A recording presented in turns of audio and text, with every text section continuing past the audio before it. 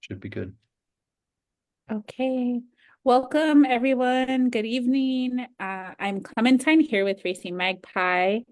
And on behalf of our whole team, I want to welcome everyone to this exciting presentation about Rock the Res, which is a part of our seasonal program called Winter Camp.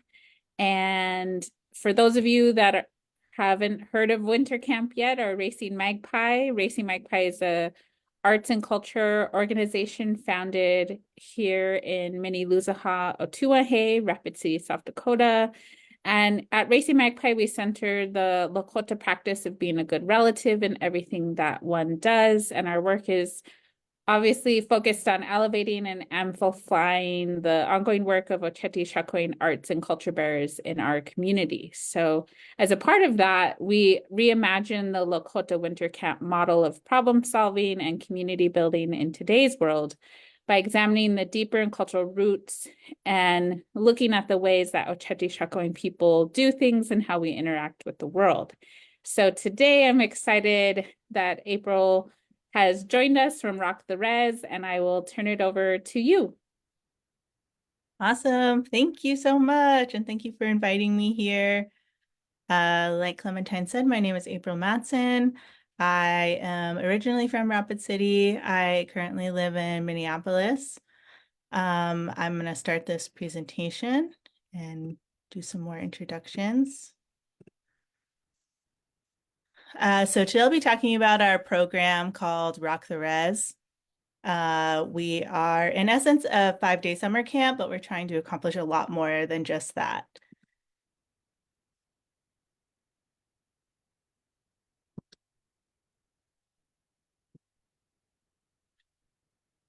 So my name's April Matson. I'm the executive director of Rock the Res. I became the executive director in 2019.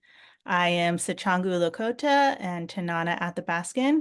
I have 2 kids named Gloria and Reggie, and I have 2 cats named Bobby and Fang, little orange cats. I became the executive director when our camp, which was known as Girls Rock Pine Ridge, was going to end. They were going to end the programming for various reasons, and I really didn't want to see that happen. My time with Rock the Res in 2019 was as a volunteer. I was a vocal coach there and a band coach as well. Or an instrument, yeah, I was a vocal coach, an instrument instructor, and a band coach too. And I just had the best time with the youth. We did a lot of talking and sharing, and what the youth shared was really, really vulnerable. They had incredible ideas for the future of their communities, but also for communities that surrounded them. And they had big, big dreams. And I just couldn't imagine not creating this space where we could all dream together and encourage one another and have so much fun and obviously learn how to play rock and roll, which is amazing. I want to see more girls and Two-Spirit and LGBTQ folks in the rock and roll world, in the music world, and accomplishing their artistry dreams.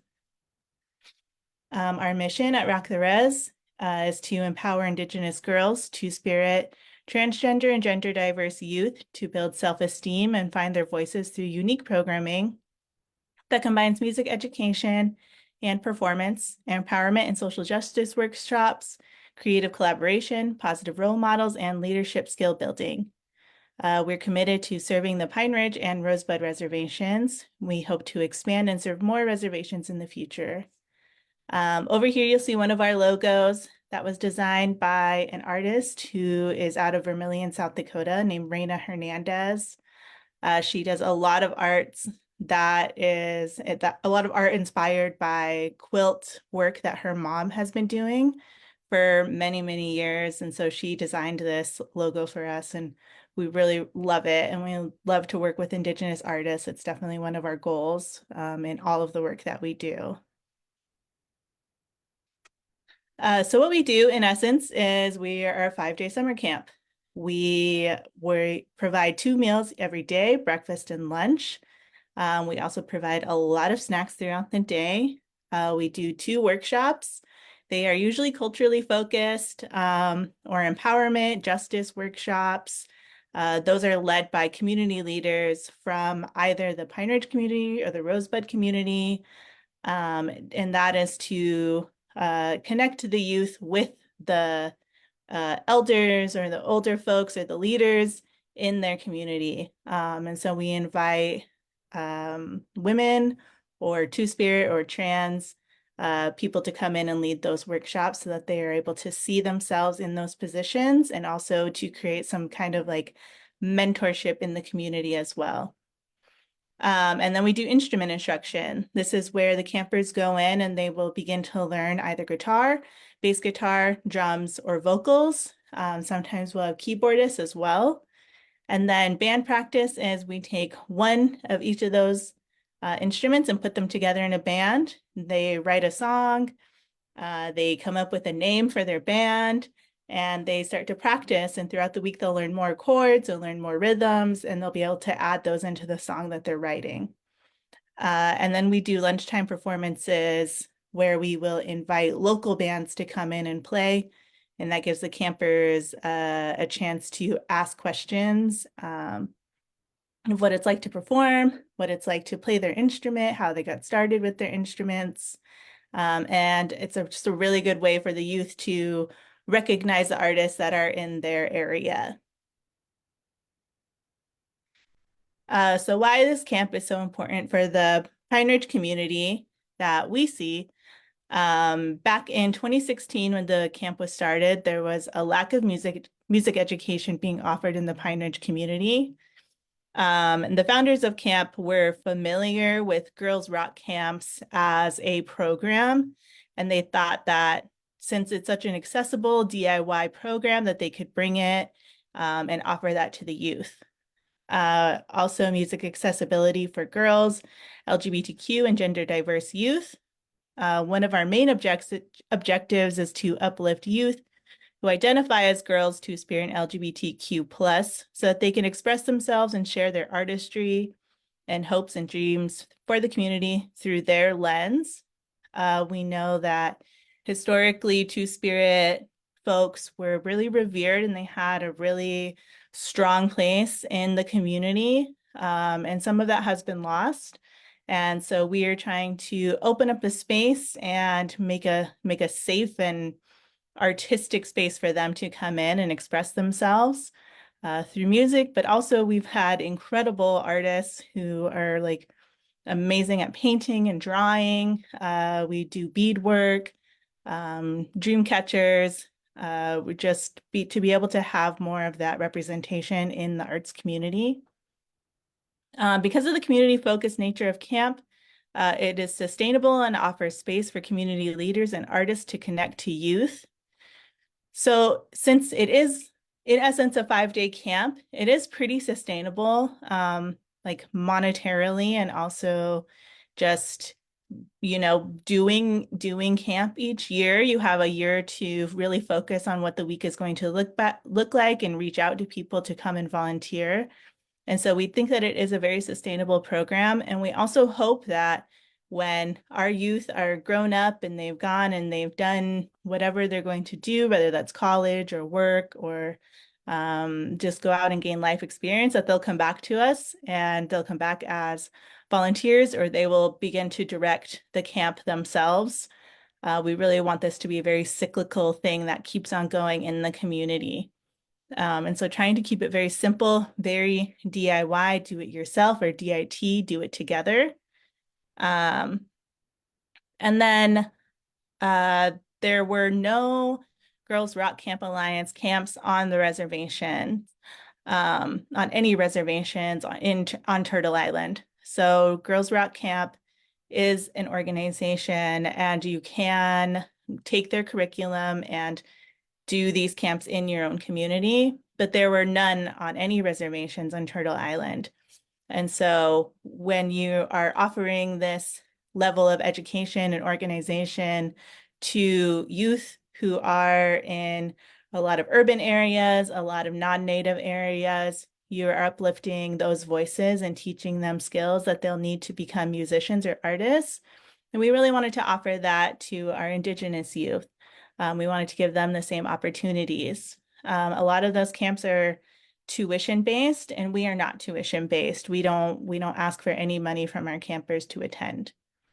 Like I said, most camps were founded in cities, and then there is a preventative care aspect that we are not doing a research-based approach to the preventative care.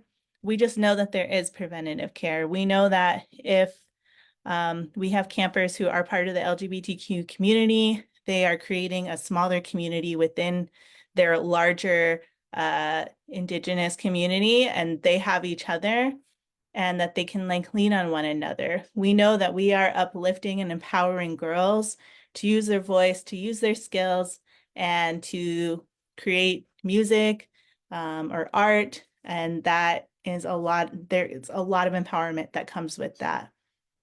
And so we hope that from doing camp from one year to the next, that we are asking those campers, like, please be here this year, and then please be here next year. And when you are over the age of 18, please come back and volunteer. And we want to see you in our positions. We want to see you running these camps and giving them something to really look forward to and feel responsible for.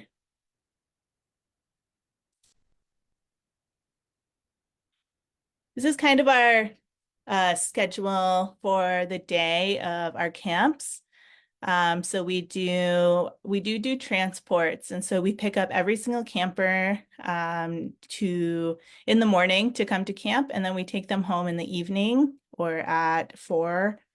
And we have breakfast together. Then we'll do our morning assembly where we kind of talk about what the day is going to look like, who we've invited to come today to host workshops.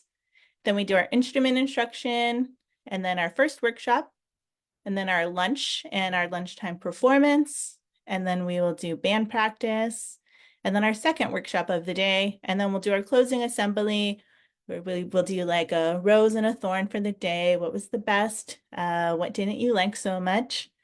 And just kind of talk and wish everybody a really good night and say we'll see you in the morning. For our program, there's a big community engagement aspect to it. This photo is from a community event that we did at Ground Control in Pine Ridge, which is an indoor skate park with Kyle. So we had a show. We had, I think, 4 musicians performed that day. We do fundraising events, but we try to do fundraising events in urban areas, Rapid City or Sioux Falls. We've done one in Vermillion, South Dakota. But our community engagement is for the community to give back. So we got Tatanka Wings food truck to come, and they handed out really, really good wings and fries. And then we also got Aunt T's tea to serve throughout the entire event. And then we had a little craft table where you could come and do crafts or draw. We had some kids come and hang out with us, and then they were able to take those crafts home. And this was a free event as well. And this is just to, number one, let everybody know that Rock the Res is here in the community, and also to introduce ourselves so that folks feel comfortable bringing their campers to camp and they know who we are, and we're really the ones who are there and will be hanging out with their kids.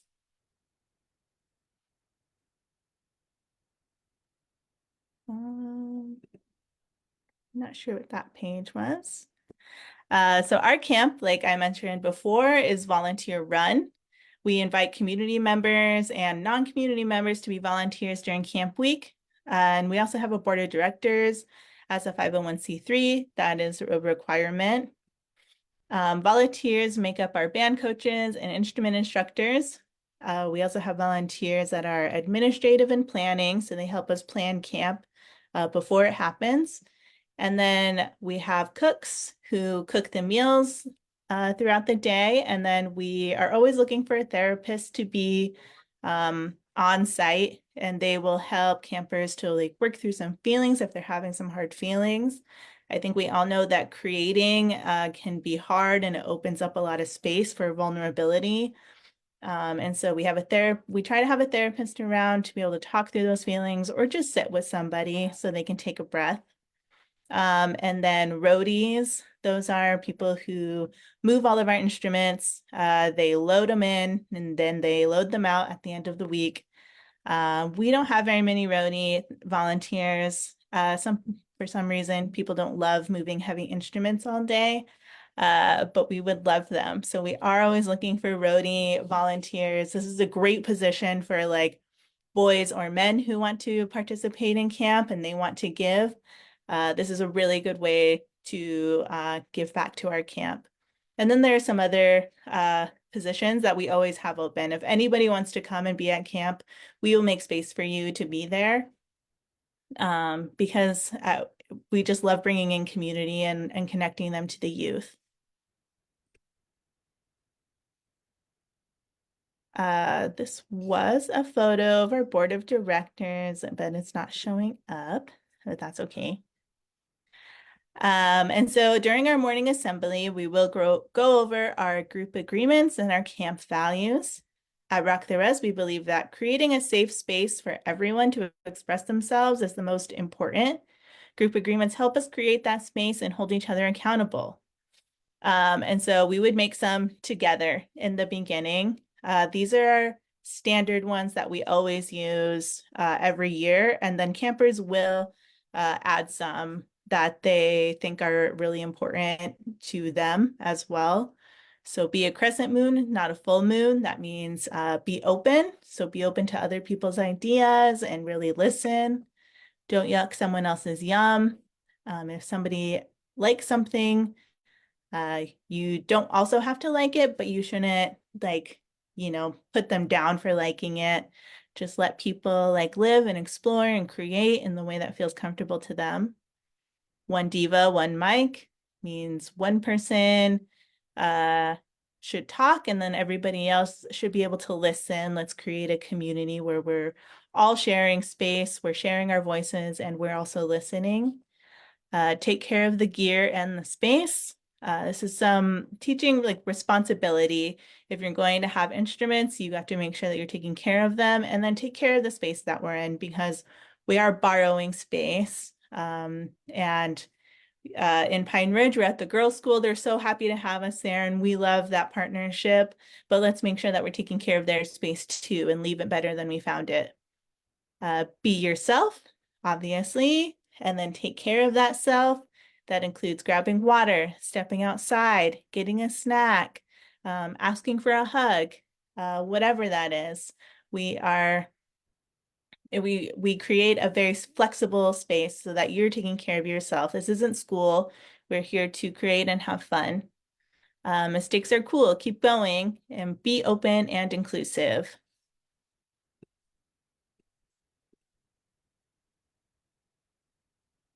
So music education is obviously a big component of our rock camp.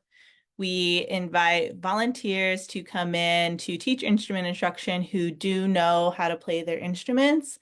They don't have to be amazing or the best. We just have a couple of chords that the campers learn throughout the week, and then they'll use those in their songs. And we think that music education is really important and fun because you don't actually have to know that much to write a song. And we hope that campers will take that knowledge home with them and use it as a way to express themselves. We do collect donated instruments throughout the year to take to camp with us. And so if there is a camper who does want to continue playing guitar or bass or the drums at home, that they can take an instrument home with them. And we're always trying to find more used gear so that campers can take it home with them and just have it and play it. And if they ever have any questions about how to play a chord or they don't remember something, we hope and encourage them to reach out to us and we can remind them and help them.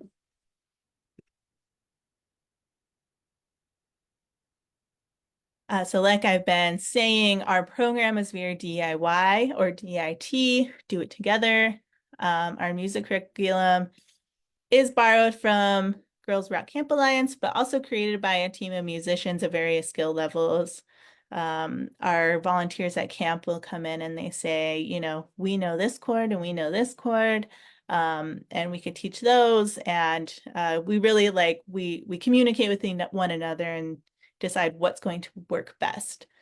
While our camp focuses on learning instruments, we base it on a DIY, do it yourself, or DIT, do it together ethos. We want everyone to feel like they can pick up music with no formal training. Our goal is to make music accessible and to show our campers by example that they too can be rock stars. So especially, with the bass and the drums, it's all about rhythm.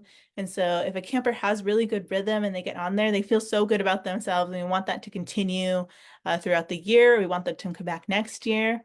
If they were on drums, maybe now they can try bass. It really is a DIY take. Music is. Music can be beautiful and very subjective. It's all about what you find beautiful, what you want to perform and express. And just like really trying to get that point across to our campers. And then we have a cultural focus as well. And so we try to bring in cultural leaders, culture keepers to pass on their knowledge to the youth and share it in a way that it's very accessible to them. I grew up in Rapid City, outside of my culture. My mom was adopted by a white family, and so I didn't grow up learning a lot of the things about my culture, the traditions, and was really disconnected from that. And it was really difficult for me to allow myself to start learning because I was feeling like I was too old or I should have known these things already.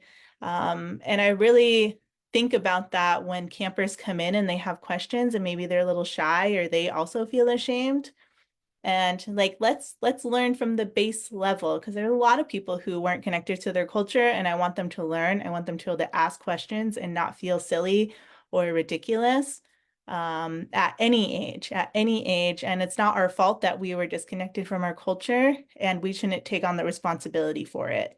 And so let's continue to grow and to learn together. Let's ask the questions that feel silly or ridiculous. And so the people that we bring in to teach, they teach from a very, very base level knowledge.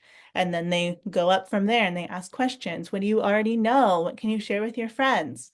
And it's really beautiful to see the youth learn more about their culture and say, oh, I didn't know that that's why we did this, or this is why this is important. And really connecting the things that they hear in community. Because you can see that a lot of, caretakers and elders are teaching. But I think sometimes it can be difficult in some spaces to ask questions or to gain clarification. And so I try to bring in leaders who are able to clarify some of those things. And so that's really what we're trying to do at Rock the Res is like to build these bridges and to make these connections. So like I said, we invite women and two-spirit individuals from the area to share their knowledge and teach their artistry and empower the next generation of leaders. We have also very fun, just really silly workshops too, like karaoke we try to do at least once throughout the week just because it's adorable and it's really fun. Who doesn't love karaoke? And last year we did friendship bracelets. It was very Taylor Swift coded. And so that was really fun. And then we do these cultural workshops as well. So one of our big goals last year was to get a van to do transports because in the past we had rented a van and then we were using personal cars to get campers to camp. Otherwise, parents and caregivers were having to drop them off at the girls' school in Porcupine. And so we did get a grant and we were able to get a van. And so that's really exciting. It's really, really fun to transport the campers in the morning and just listen to music and get to camp feeling really excited and awake and ready to go. So this is our big accomplishment for us, definitely our biggest purchase that we've ever made. And so that was very exciting. That's Luann, the possum squishmallow in the window, in case anyone was wondering.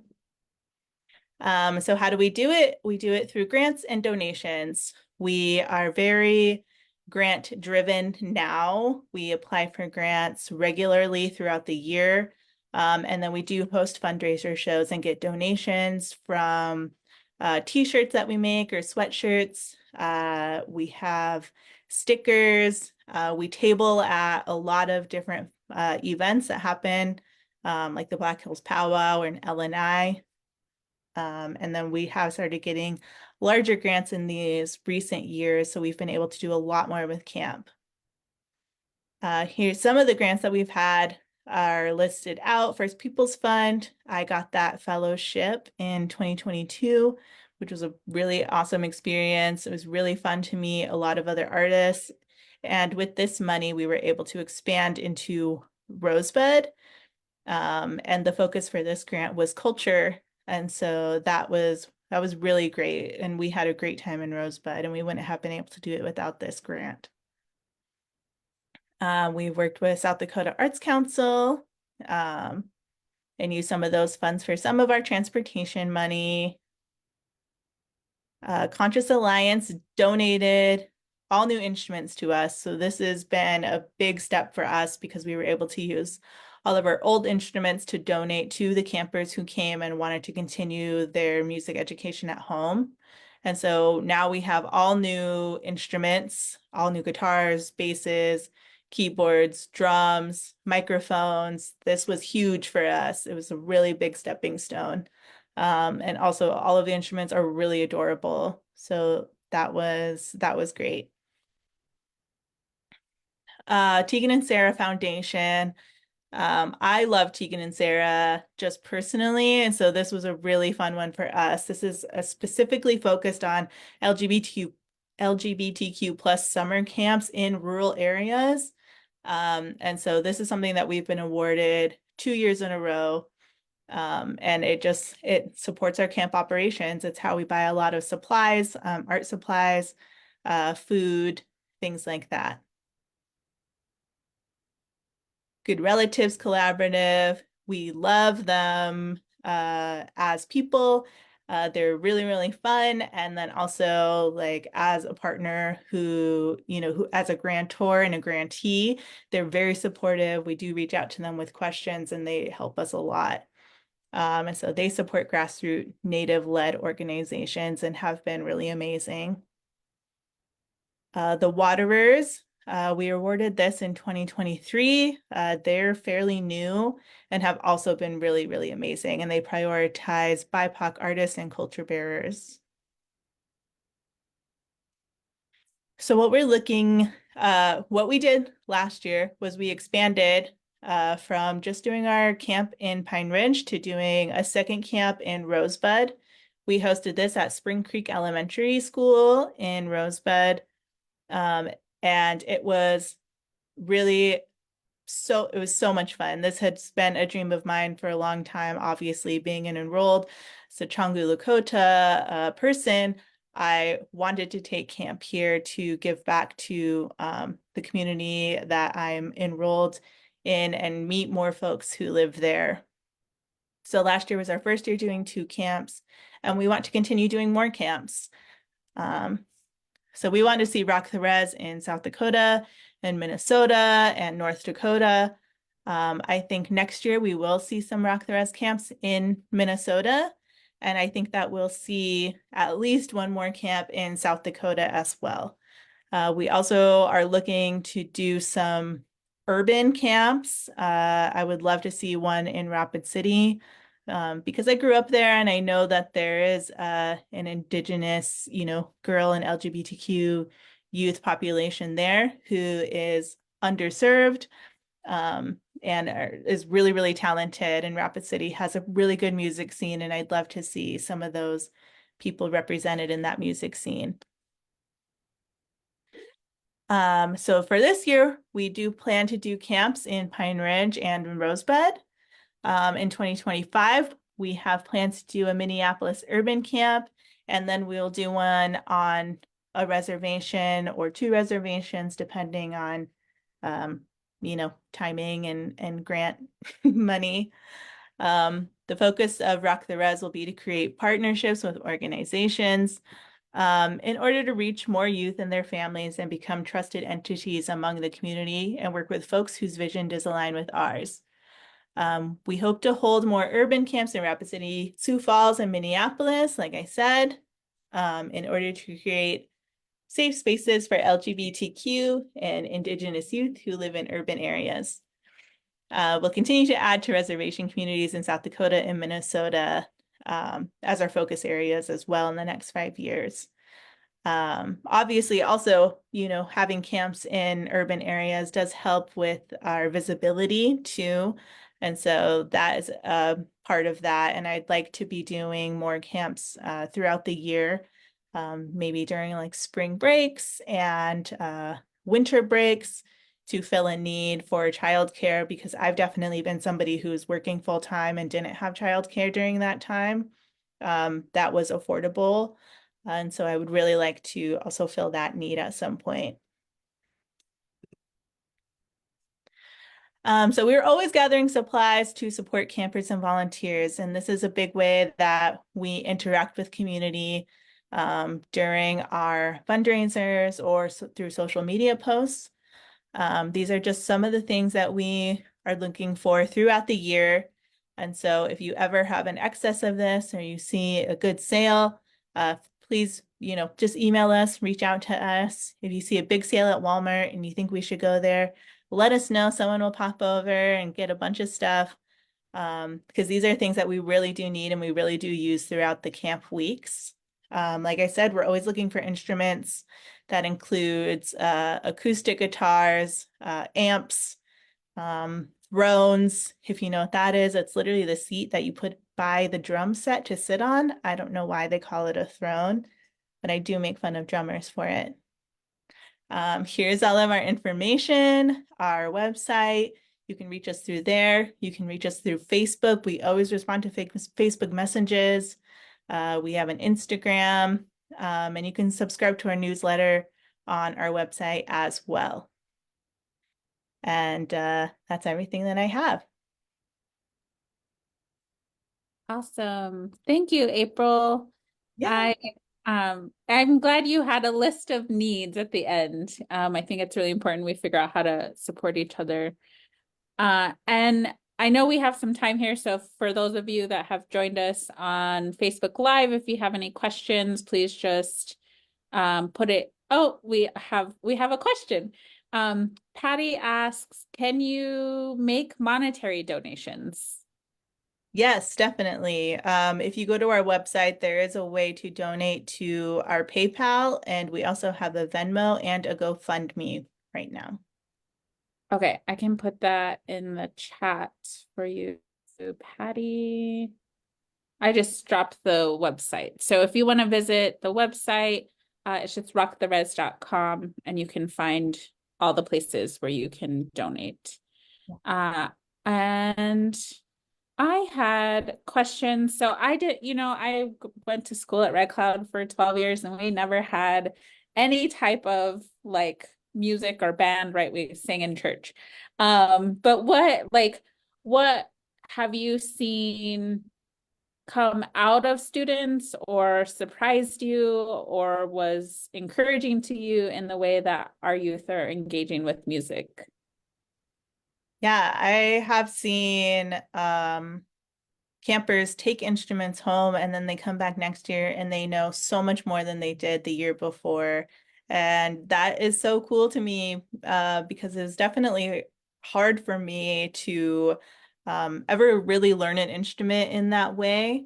Like we have friends who are in bands who can just like, riff on their guitar or whatever and write a song. And I just did not understand that. And so to see the youth getting an instrument from our camp and figuring out how to do that, that's really incredible. And just thinking that may not have happened if they hadn't come to our camp.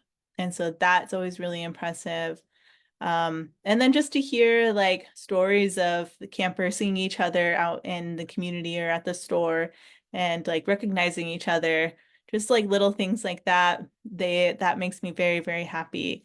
And I think that the ultimate joy will be when campers start coming back as volunteers once they have turned 18 and they want to volunteer and give back to camp.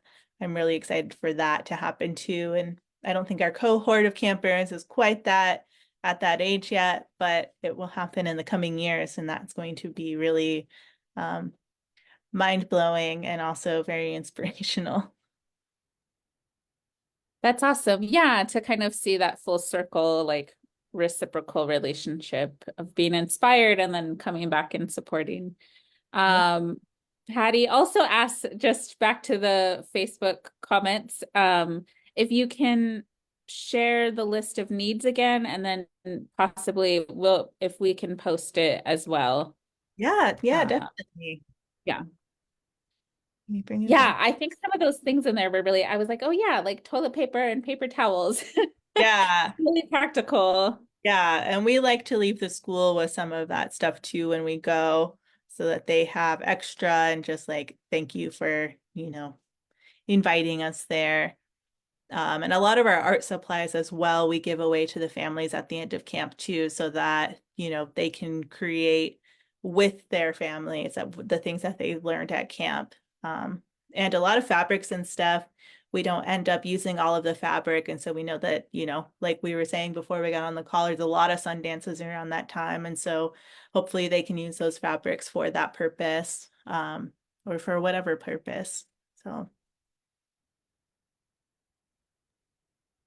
Thank you. And I'll post, I just took a screenshot of this and I'll share it on on the Facebook comments as well.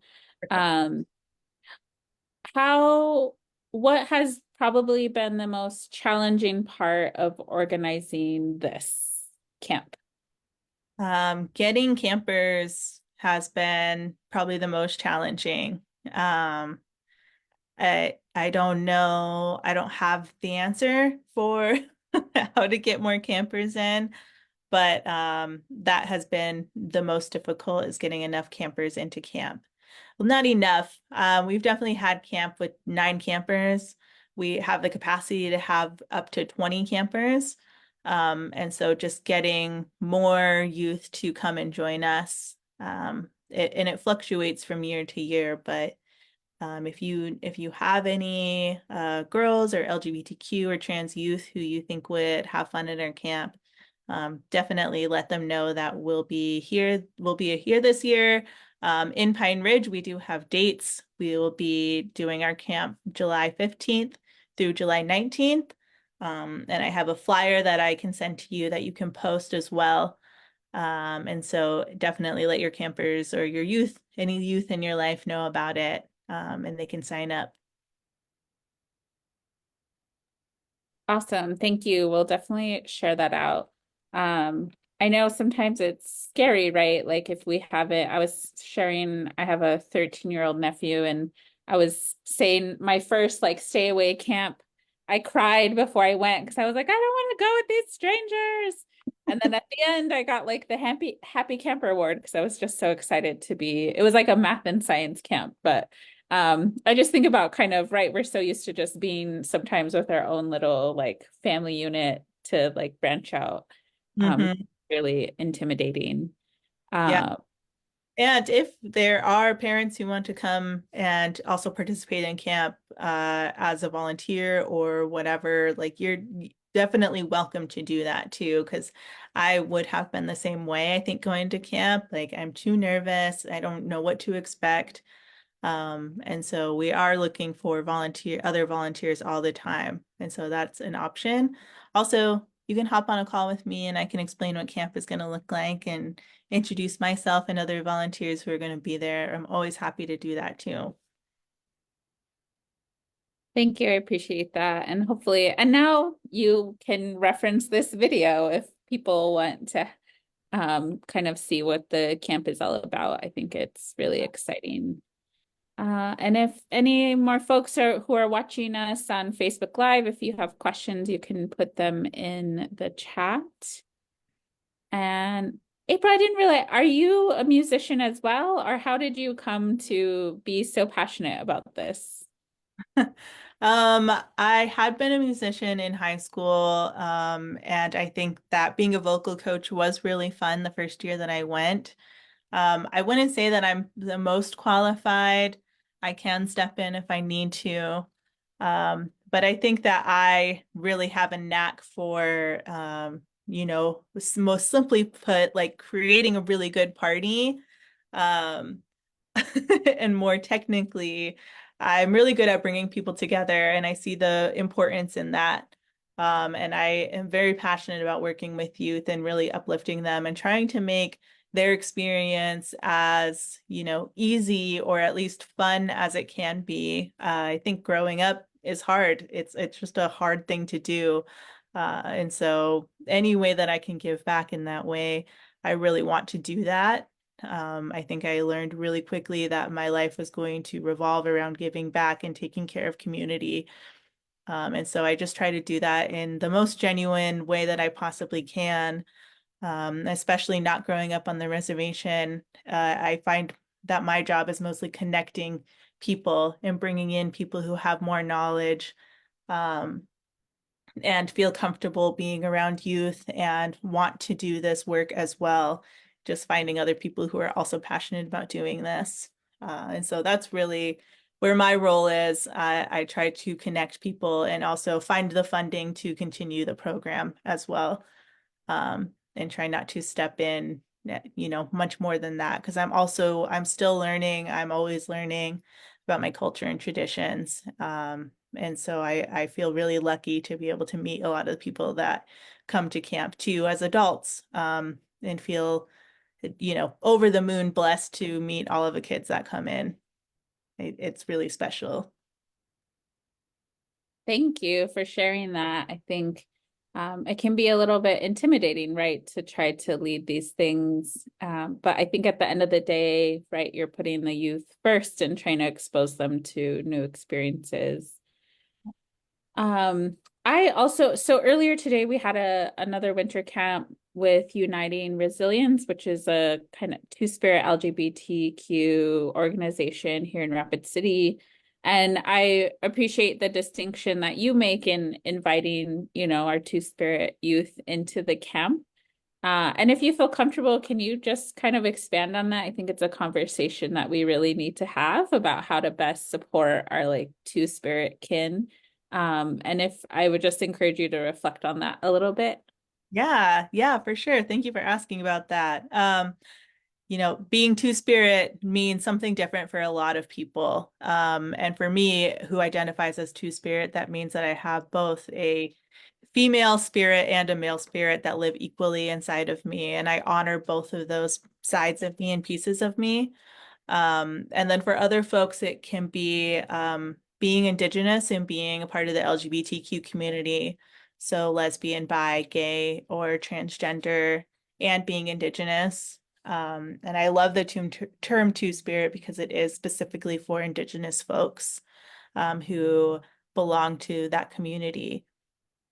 And so I think that there was a lot of erasure with colonization of the two-spirit identity because two-spirit people weren't generally brought into, they weren't put into reservations or taken to boarding schools.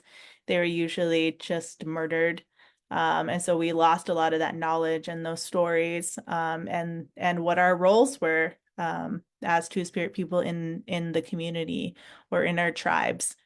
And so bringing this back and claiming it as the term two-spirit, which is, obviously in English, but it's understood all across Turtle Island. Everybody knows what that means, especially if they are two-spirit.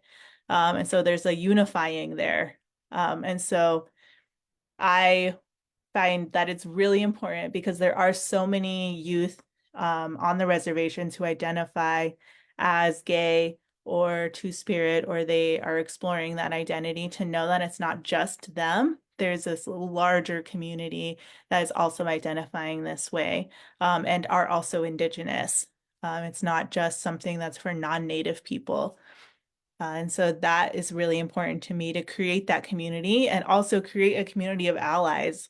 If they don't identify that way, they're among a lot of friends who support them and they want to learn more, and they're learning more from me or from other two-spirit people that we're bringing in. And they're saying, that's really cool. Like, I didn't know that. And thank you for teaching me about that. And, oh, I have a cousin who is two-spirit. and just making those connections that maybe you wouldn't have otherwise really heard. And so creating that safe space and, knowing that, you know, femme people have a marginalized experience just in the broader society. And so kind of creating that connection of, feeling like you're on the outside or you're like not being heard, but creating this united, um, you know, energy at camp that we're all experiencing this in some way and we can all support each other. And like you're not alone and you're never going to be alone. And that feels very important at camp. Thank you for sharing that. And I think we're in a time where all these intersections are happening, right? So access to creative arts and culture, but then also, a lot of our two-spirit relatives are being threatened. And I'm like, it's 2024. Like, why are we struggling with this? But I'm excited that you have, cultivated this space that is a safer space, right, for our youth to access not only arts and culture, but to be there for each other, which I think is really important. Yeah. So as we wrap up, I'm just seeing if there's any more questions or comments in the Facebook. And it looks like we hit everything. So I just really appreciate you joining us this evening. And for those of you that joined us on Facebook Live or in the Zoom room, thank you so much for coming. And I just will pass it back to you, April, for any closing thoughts. And maybe also like, what is your grant? If you didn't have to think about the monetary funds or monetary limitations, like what is your ultimate dream for Rock the Res? Yeah, definitely my dream would be to have this program begin in every reservation community across Turtle Island and to um, create a program where campers could go to other tribal communities and experience that and just be able to see the world if that's what they want and be able to see themselves in these positions all across Turtle Island and just know that they can do anything that they want to do and they should and we need their voices. And so that would be the dream. That is the dream. We'll see what happens. And thank you so much for having me. This was really, really fun. And I'm so happy to get the word out about Rock the Res. And please reach out if anybody has any questions or wants to volunteer or anything. Awesome. Thank you so much. I look forward to Rock the Res across Turtle Island in the future. So thank you all so much. Yeah. Thank you.